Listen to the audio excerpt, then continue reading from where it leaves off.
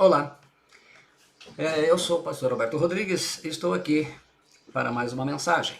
Desta vez não é um estudo bíblico, não é uma oração específica para necessitados e nem um estudo bíblico de lições, nem uma pregação. É para compartilhar uma mensagem de fé com todos aqueles que confiam no Senhor e, de uma certa maneira, falando sobre os nossos tempos, o que está acontecendo em nosso país. A todos aqueles que confiam no Senhor.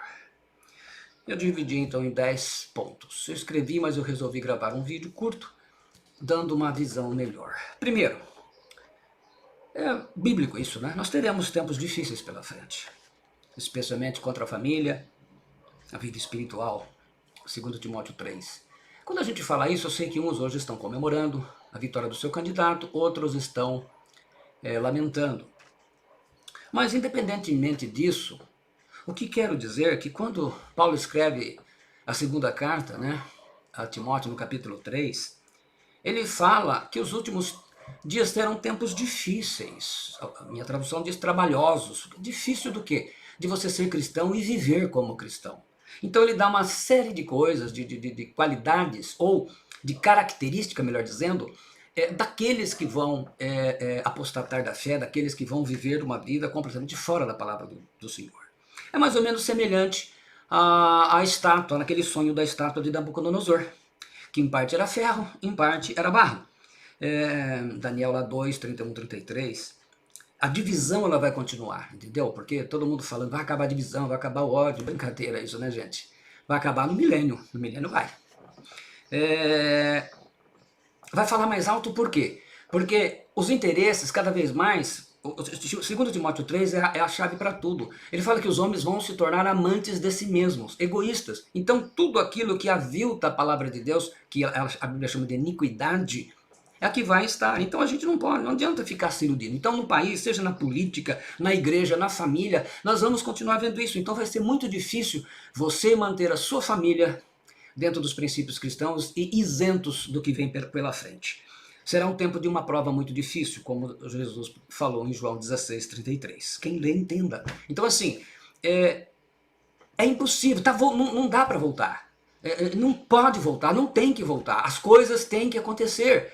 Eu até fiz um teste, assim, estava já orando a Deus nesse sentido, mas orando no sentido de ver o que Deus tem, o que está por acontecer no Brasil, mas olhando o lado espiritual. E eu me arrisquei, no sábado eu escrevi na minha rede social que eu tenho menos seguidores, só que ninguém vai perceber. E eu coloquei olhando o lado material, para as pessoas entenderem, já pensando no espiritual, quem seria o vencedor. E eu não errei. E por quê? O ser humano, se você olhar na história de Israel e olhar na história da igreja, o ser humano nunca aprende por amor, ele só aprende pela dor. Ele só aprende nas provas, e mesmo assim muitos nem assim aprendem.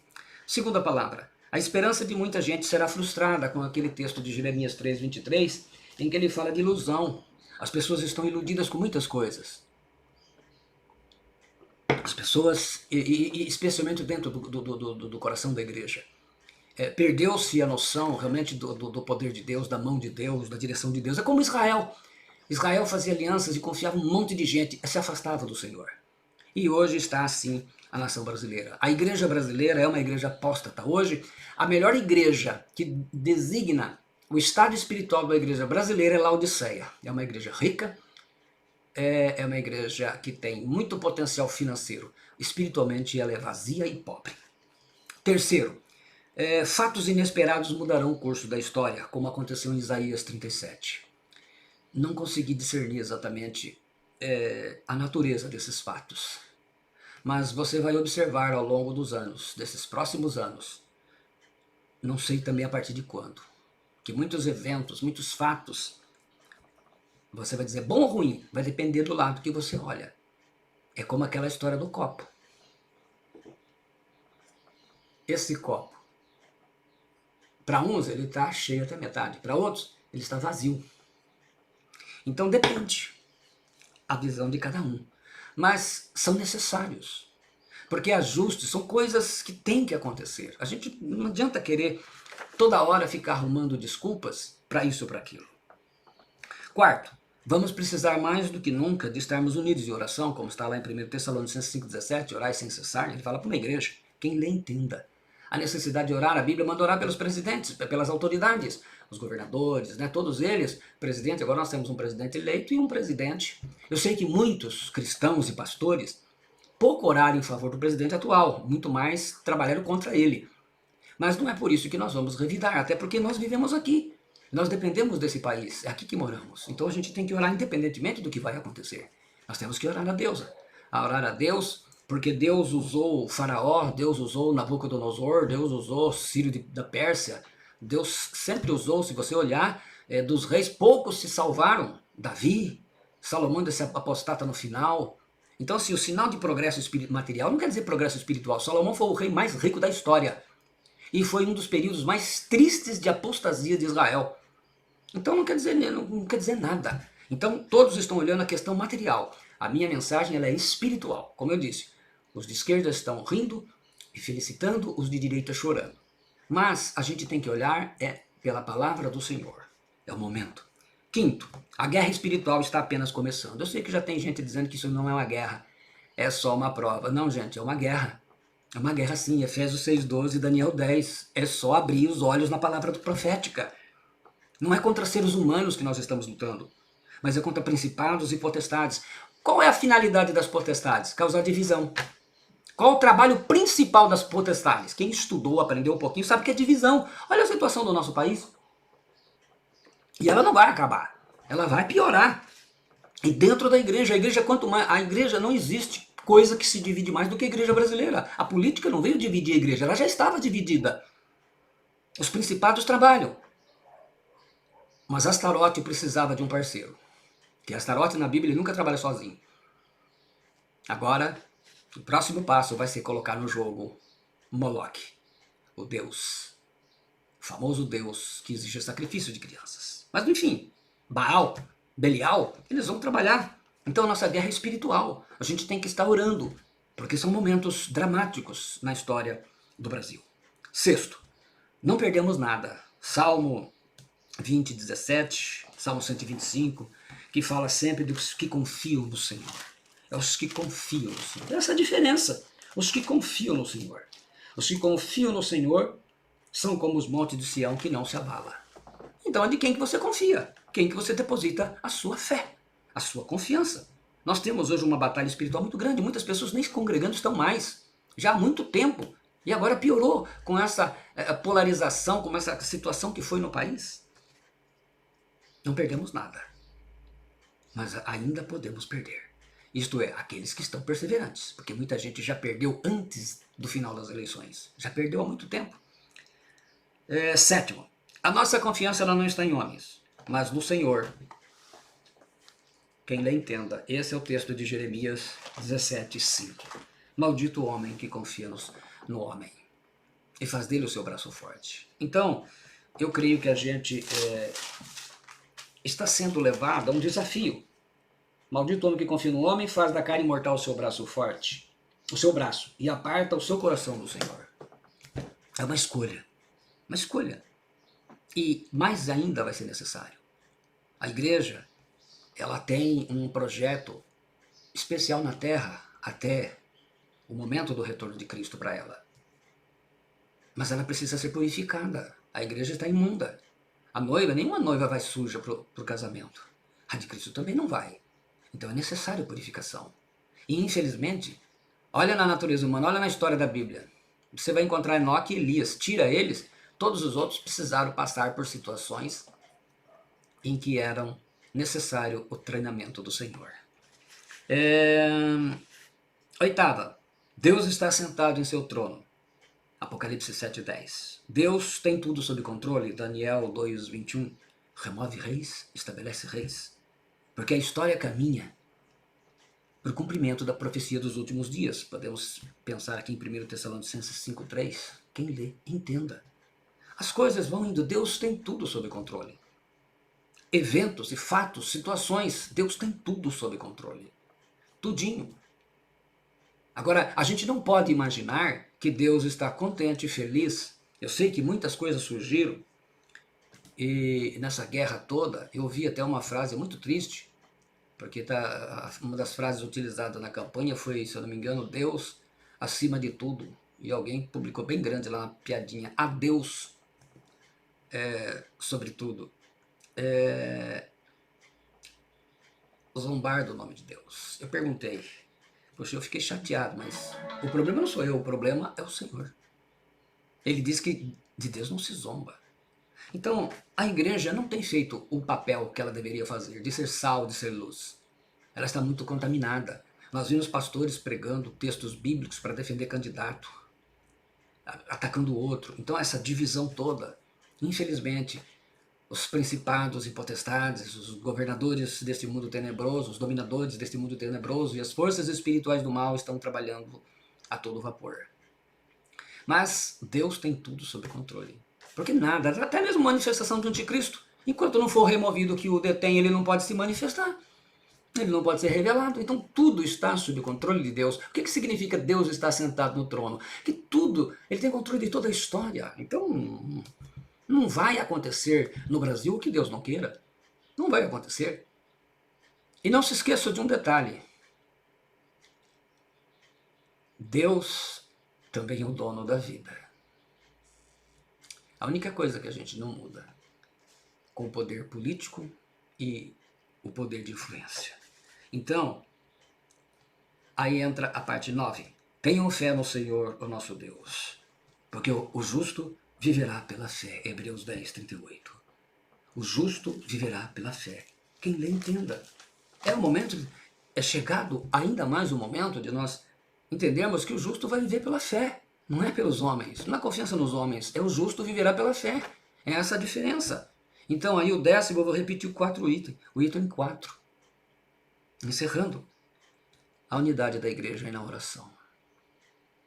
O que fez falta no Brasil, porque se a igreja tivesse unida em oração, não dividida, cada um orando uma coisa, a parte da esquerda orando uma coisa, a parte da direita orando outra, mas tivesse ela feito uma única oração, nós teríamos um resultado melhor. Nós teríamos situações melhores. O resultado que eu quero dizer, a situação seria definida, seja quem fosse que Deus escolhesse. Mas eu creio que Deus tem o seu propósito. E nada acontece fora do propósito de Deus. Nada. Nada, nada mesmo. Então, olha, eu estou tranquilo. E eu sei em quem eu tenho crido. Então a mensagem para todos aqueles que confiam no Senhor nosso Deus. Nós vamos ter sim tempos difíceis pela frente. Gente, mas não pensa só em perseguição.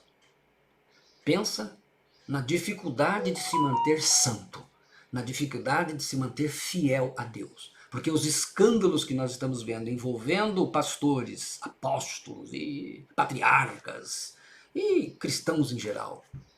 Então chegou o momento de Deus, a Bíblia fala o quê? O apóstolo Pedro, ele escreve que é chegado o momento de Deus tratar primeiro com quem? Como é que Deus vai tratar a igreja, tratar o mundo, se ele não tratar a igreja? Ou vocês acham que o que está acontecendo na igreja está do agrado do Senhor? Que o Senhor está feliz com esse monte de música sem vida? Esse monte de música que nem expressam mais a palavra do Senhor? Esse povo que enriqueceu às custas do dinheiro do Senhor. 1 Pedro 4, 7, ele diz assim, porque a ocasião de começar o juízo pela casa de Deus é chegada. Ora, se primeiro vem por nós, qual será o fim daqueles que não obedecem ao evangelho de Deus? E se é com dificuldade que o justo é salvo, porque, como eu disse, o céu não é lugar de gente boa, o céu é lugar de gente justa. Se for bom e não for justo, vai para o inferno.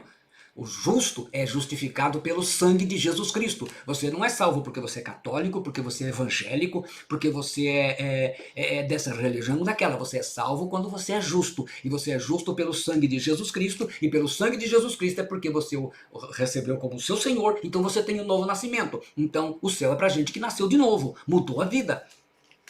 E ele disse assim, e se é com dificuldade que o justo é salvo, onde vai comparecer o ímpio? Sim, o pecador. Nós vimos um monte de pecado. Então a minha mensagem para você, de conforto nesse momento, é o que está por vir. Vai vir o que tem que vir. O que Deus está preparando. Faz tudo dentro do projeto de Deus. E ele usa quem? Ele usa as pessoas. Então, o povo que entende, como Jesus fala, essa frase, quem lê entenda, é Jesus que fala. Então, quando você ler, entenda que são questões espirituais. Embora todo o mover espiritual dos principados e das potestades trabalharam e estão trabalhando contra o Brasil, não quer dizer que Deus não tenha controle. É como um cachorro bravo que está na guia. Ele vai até onde o dono deixa. Então, até onde é necessário. Por quê? Porque Deus, para tratar o mundo, ele precisa tratar a igreja. E a igreja brasileira, a igreja de Senhor Jesus Cristo no Brasil, ela já há muito tempo está pedindo para que Deus venha tratá-la. Então nós vamos ver o quê? Vai ter que ver quem é que de Deus verdadeiramente. Porque ele disse, Pedro disse, o justo é salvo com dificuldades. Que tipo de dificuldade se a salvação é de graça? Dificuldade de você se manter nela. Dificuldade de você ser fiel e sincero e honesto. Por quê? Todas as tentações do poder, do dinheiro, do pecado sexual, pecado de todas as naturezas, virão para desviá-lo do seu propósito. Quantas pessoas já nem se congregam mais? Então todo mundo achando que é isso aí. Você fica em casa, é a mesma coisa. Está todo mundo fazendo um novo evangelho. Mas é uma escolha. O Brasil fez uma escolha. Mas não se preocupe.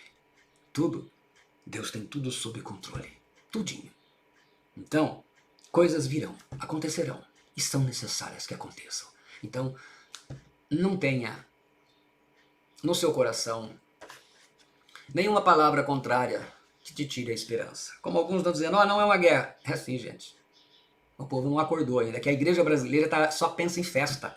É uma provinha, é uma marolinha. Não. É uma guerra. Mas dentro da guerra, nós temos um Senhor.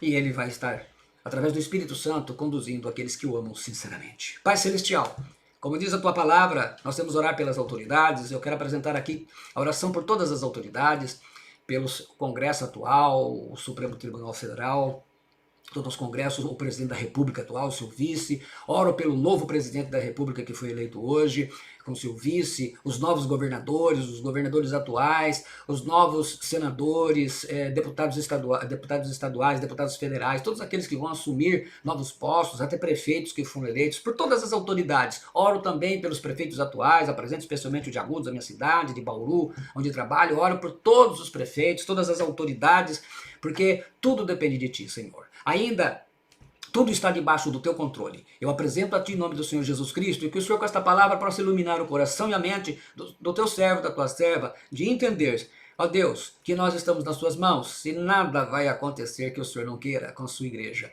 E que é chegado o momento, como disse o Teu apóstolo Pedro, Senhor Jesus, o primeiro que o Senhor chamou, e ele escreveu, inspirado pelo Teu Espírito Santo, e é essa palavra final que eu deixo a todos. É momento, a igreja brasileira, ela precisa realmente que o Senhor comece um processo, exatamente como Pedro disse, se é por ocasião de começar o juízo pela casa de Deus é chegado. É hora do tratamento do Senhor colocar suas mãos e começar a tirar o que não é dele, para restaurar o que é dele. Porque a restauração da igreja, a obra da igreja, a própria unidade da igreja, ela não é obra de homem. Nenhum homem consegue fazer unidade. Somente aquele que morreu na cruz do Calvário. A unidade desta nação, a unidade do mundo, a unidade das pessoas, das famílias, está em Cristo, não num homem. Nenhum homem vai fazer isso. O fulano vai fazer, não, nenhum, nem o Beltrano, ninguém. Ninguém morreu na cruz, a não ser o meu Senhor Jesus Cristo. Deus te abençoe. Se você gostou, deixa o seu like. Se não, pode dizer aí também. Não é uma palavra para agradar mesmo qualquer uma. Você tem que realmente entender a mensagem da palavra do Senhor. Mas se gostou, deixa o seu like, compartilhe, abençoe outras pessoas, em nome do Senhor Jesus Cristo. Amém.